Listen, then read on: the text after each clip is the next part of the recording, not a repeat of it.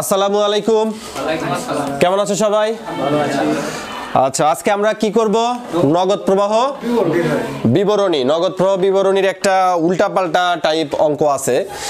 তোমরা জানো যে নগদ প্রবাহ বিবরণী কিন্তু খুব ইজি একটা প্রশ্ন, এবং আমি দেখি টেস্ট পরীক্ষা বা ধরো কলেজের যে অভ্যন্তরীণ পরীক্ষাগুলো হয় সেগুলো নগদ প্রবাহ বিবরণী আসলে খুব ইজি কোশ্চেন করা হয়। এবং বিশেষ করে তোমাদের কলেজে যেসব কোশ্চেন হয়, মানে আমারও তো কলেজ, তোমার কলেজ, আমাদের কলেজ, মানে আমাদের কলেজে যে কোশ্চেনগুলো হয় নগদ প্রবাহ বিবরণীতে, সেটা আসলে ডাইল ভাত টাইপ কোশ্চেন হয় নগদ প্রবাহ বিবরণীর। ওকে, কিন্তু কিছু কিছু বোর্ড কোশ্চেনে কিন্তু আমরা দেখি যে নগদ প্রবাহ বিবরণী এমনভাবে করা হয়, মানে কোশ্চেনগুলো এমনভাবে করা হয়, এখানে ধরো অধিকাংশ স্টুডেন্ট আর কি হয়তো নগদ প্রবাহ বিবরণী থেকে মানে ওই কোশ্চেন দেখলে কি দিবেই না। যেমন এরকমই একটা কোশ্চেন হচ্ছে কি ঢাকা বোর্ড 2017 সালের কোশ্চেন। আমার মনে হয় ঢাকা বোর্ড 2017 সালে যারা পরীক্ষা দিয়েছিল তারা আসলে নগদ প্রবাহ বিবরণী অধিকাংশ ছেলে মেয়ে কি অ্যান্সার করেনি। তো প্রথম পত্র এবং দ্বিতীয় পত্র এই দুইটার ভিতরে পার্থক্যটা হচ্ছে হলো, প্রথম পত্রে কিন্তু কঠিন খুব বেশি একটা কোশ্চেন করা সম্ভব না, কিন্তু দ্বিতীয় পত্রের কোশ্চেনগুলো কিন্তু চাইলে অনেক কঠিন করা পসিবল। এটা কি জানো যে দ্বিতীয় পত্রের কোশ্চেন অনেক কঠিন করা সম্ভব? তো দেখো, আমরা ঢাকা বোর্ড 2017-র 5 নাম্বার কোশ্চেনটা সবাই দেখতে পাচ্ছ। কোশ্চেনটা দেখেই কিন্তু এটাকে নগদ প্রবাহ বিবরণী বিবরণী মনেই হচ্ছে না, ঠিক কিনা? কোশ্চেন দেখে কি নগদ প্রবাহ বিবরণী মনে হচ্ছে? মানে চেহারাটাই কিন্তু নগদ প্রবাহ বিবরণীর মতন না। তো দেখো, বলছে রূপালী লিমিটেড এর 2016 সালের 31 ডিসেম্বর তারিখে আয় বিবরণী নিম্নরূপ: সেবায় দেওয়া আছে, পরিচালন ব্যয় দেওয়া আছে, সরঞ্জাম বিক্রয়জনিত ক্ষতি দেওয়া আছে, কর পূর্ব নিট লাভ দেওয়া আছে, আয়কর দেওয়া আছে, কর পরবর্তী নিট লাভ দেওয়া আছে।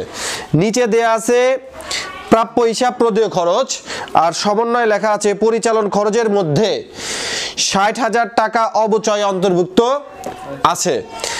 বিক্রিত সরঞ্জামের পুস্তক মূল্য 32,000 টাকা। এখন দেখো, ক নাম্বার কোশ্চেনে বলছে যে বিক্রিত সরঞ্জাম বাবদ নগদ আন্তঃপ্রবাহের পরিমাণ নির্ণয় করো। মানে আমরা বিক্রিত সরঞ্জাম, অর্থাৎ আমরা যে সরঞ্জামটা বিক্রি করছি, ঠিক আছে, বিক্রিত সরঞ্জাম বাবদ নগদ আন্তঃপ্রবাহের পরিমাণ নির্ণয় করো। যে আমরা এই সরঞ্জামটা বিক্রি করে আসলে আমরা কত টাকা পেয়েছি, এটা কি উল্লেখ আছে যে কত টাকা পাইছি? উল্লেখ আছে না। তো সবাই ছকাকায় ফেলবা।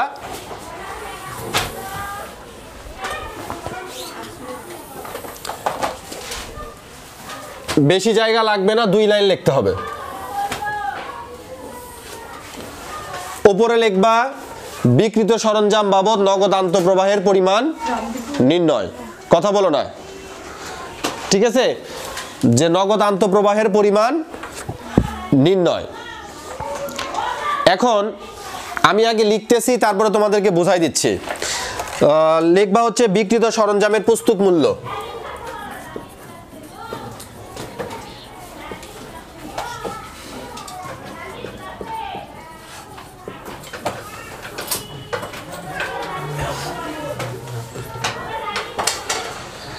বিক্রিত সরঞ্জামের পুস্তক মূল্য, ঠিক আছে? বিক্রিত সরঞ্জামের পুস্তক মূল্য কত টাকা দেয়া আছে? 32,000 টাকা। লেখো 32,000। তারপর লিখবা বাদ। বাদ লিখবা হচ্ছে দেখো সরঞ্জাম বিক্রয়জনিত ক্ষতি। লেখো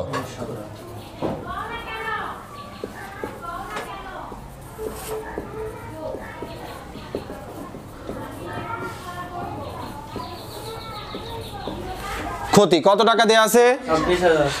26,000 টাকা। তাহলে লেখো 26,000। বাদ দিলে কত হয়? 6,000।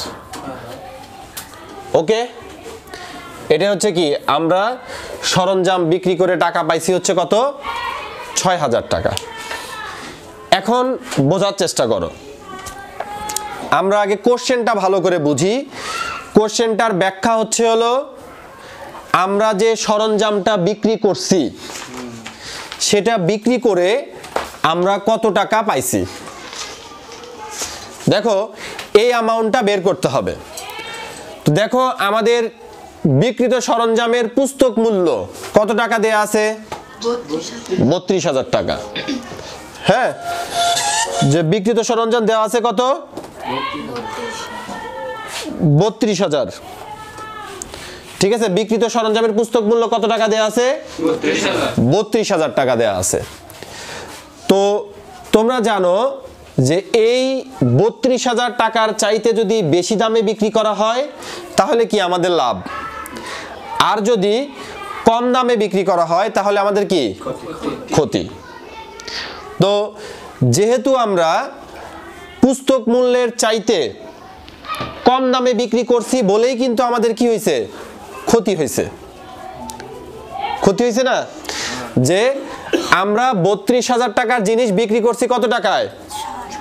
6,000 টাকায়। কিভাবে বুঝলাম? কারণ ক্ষতি হয়েছে কত টাকা? 26,000 টাকা। 32,000 টাকার জিনিস 26,000 টাকা ক্ষতিতে বিক্রি করলে আমরা হাতে কত টাকা পাই? 6,000 টাকা। এই 6,000 টাকাই হচ্ছে কি আমাদের নগদ আন্তঃপ্রবাহের পরিমাণ। বুঝতে পারছো কিনা বলো? ব্যাপারটা দেখো সাধারণ হিসাবে বলি। ধরো এই মার্কারটা পুস্তক মূল্য হচ্ছে হলো 10 টাকা। পুস্তক মূল্য কি? 10 টাকা। তো এইটা যদি আমি 2 টাকা ক্ষতিতে বিক্রি করি তাহলে আমি বিক্রয় করে কত টাকা পাইছি? 8 টাকা। এইটা কিন্তু আমরা খুব সহজেই বুঝলাম, কিন্তু যখনই আমরা এটা দেখতেছি তখন মাথার ভিতরে কি হচ্ছে? প্যাঁচ খাচ্ছে। ব্যাপারটা কিন্তু তাই যে পুস্তক মূল্য 32,000, কয় টাকা ক্ষতিতে বিক্রি করছি? 26,000 টাকা ক্ষতিতে বিক্রি করছি। তাহলে আমরা বিক্রি করে কত টাকা পাইছি? 6,000 টাকা। এখন কোশ্চেনটা হলো যদি এখানে সরঞ্জাম বিক্রয়জনিত লাভ থাকতো আর কোশ্চেন যদি এটাই হতো তাহলে আমরা কি করতাম? যোগ করে দিতাম। সাধারণ হিসাব, ধরো এটার দাম কত? পুস্তক মূল্য কত? 10 টাকা। আমরা 5 টাকা লাভে বিক্রি করছি, তাহলে আমরা কত টাকা বিক্রি করছি? 15 টাকা বিক্রি করছি। ব্যাপারটা কি বোঝাতে পারছি? যদি দেখো ঢাকা বোর্ডকে কিন্তু মোটামুটি সবাই ফলো করার চেষ্টা করে। কোশ্চেনটা কিন্তু তোমাদের রাজশাহী বোর্ডে এমনই হতে পারে যে লাভ মানে এখানে কি দেওয়া থাকলো? লাভ দেওয়া থাকলো। তখন তুমি কি করবা? জাস্ট যোগ করে দিবা। আমার মনে হয় বুঝতে পারছো। বুঝতে পারছো না? আচ্ছা, তো তোমরা খ নাম্বার কোশ্চেনের জন্য ওয়েট করবা। কিছুক্ষণের মধ্যে খ নাম্বার প্রশ্নের ভিডিওটা আপলোড দেওয়া হবে।